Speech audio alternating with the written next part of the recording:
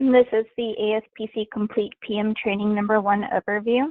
To start off with, I'll log in under user ID user1 and the password is test. It's a default login.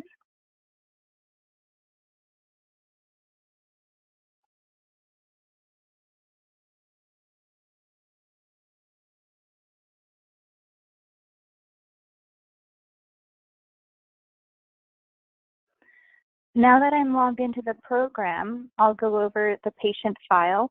To search for patients, we'll go to the Open button.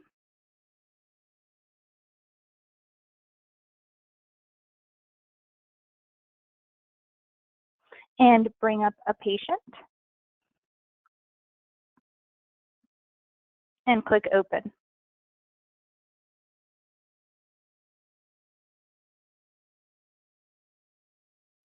Once the patient file is open, we see the patient demographic information. Towards the bottom here, we can store the employer information. Wherever you see a pick button, it's a place to store information. You can add new records. Here we're in the employer lookup screen. We can add a new employer.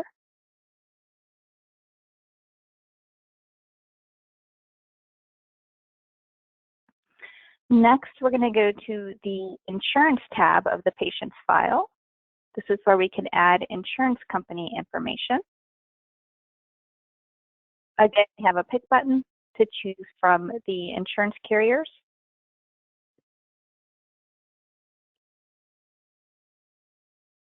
Or to add a new insurance carrier. Or to add a secondary insurance carrier.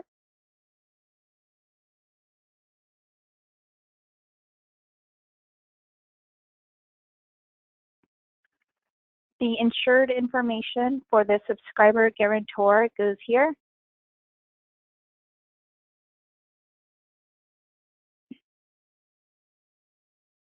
The copay information goes to in the copay section. And the copay amount is displayed on the top right next to the balance.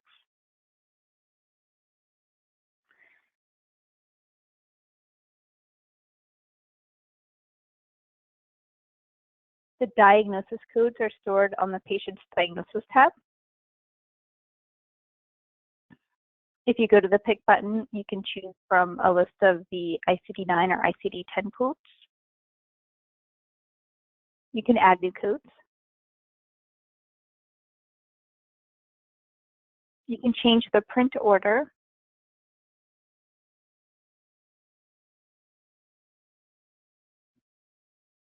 And the illness primary date is stored here, along with a date type.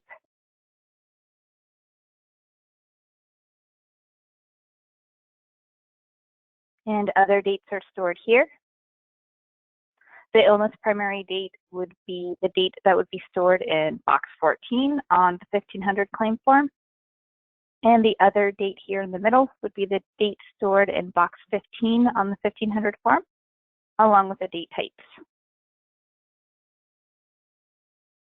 Next, we have the Cases tab. On the Cases tab, you can have multiple cases for a patient account.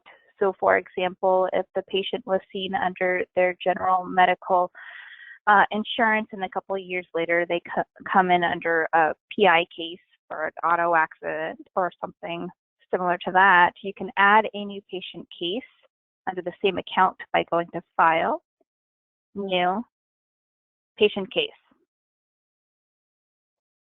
When you're setting up the new patient case, all of the information in the new patient case is specific to the new case.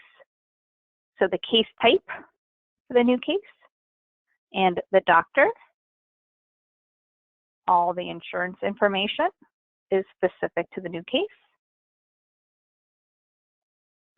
So you would select the case type, the doctor,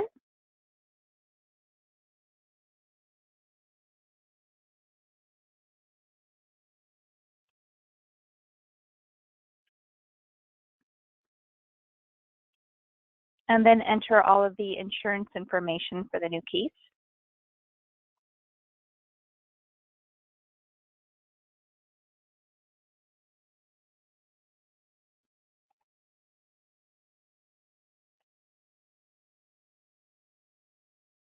and the insured information. Now, in the insured information section, if you select self next to relationship, the information from the patient tab will automatically pull through, so you don't have to type it in again. Now back to the cases tab. Now we have two cases. If we look at the account number, we can see we're in case number 2. We have a -2 after the account number. We can switch back to case number 1.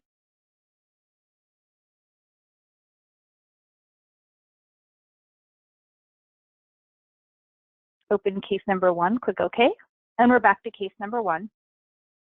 You can see the -1 after the account number.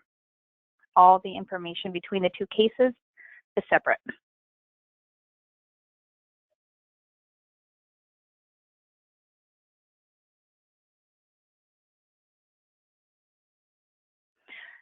On the top of the patient's file, you can select the clinic, the doctor, and the case type.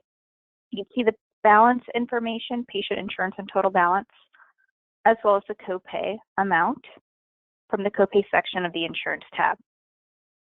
Also, you can see the last charge date, the last payment date, and last payment amount on the right side of the patient file, and the total number of visits.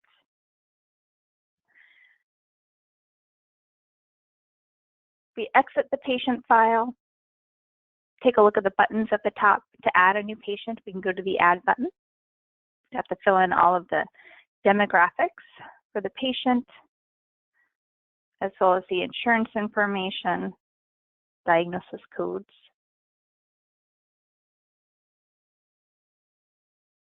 Next, we have the Open button.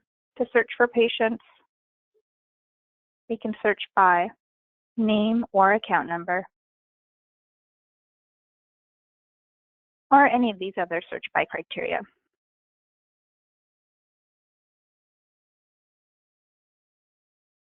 Next, we have a Save button. We can click Save when we're saving information in a patient file, when the patient file is open. The Statement button to print a statement for a patient. The Alerts button to set an alert pop-up message for a patient. That message will pop up whenever you try to open up the patient file. The Claim button to bill an individual patient's claim. The Claims button to batch claims. Auto Pay is for posting electronic remittance files automatically to post payments with the electronic EOB. Appointment Scheduler, VIP birthdays to print a birthday list or labels. The Inventory module to store product and supplement information and keep track of units on hand and print purchase orders. Switch is to switch to the EHR software, ClickCharts. The Record Center is to store patient files such as scanned insurance cards or X-ray images and so on. Reports, there's a list of reports here. You have your day sheet to balance out at the end of the day, an aging report to keep track of balances, office stats for monthly stats, outstanding claims to follow up on unpaid claims, and so on.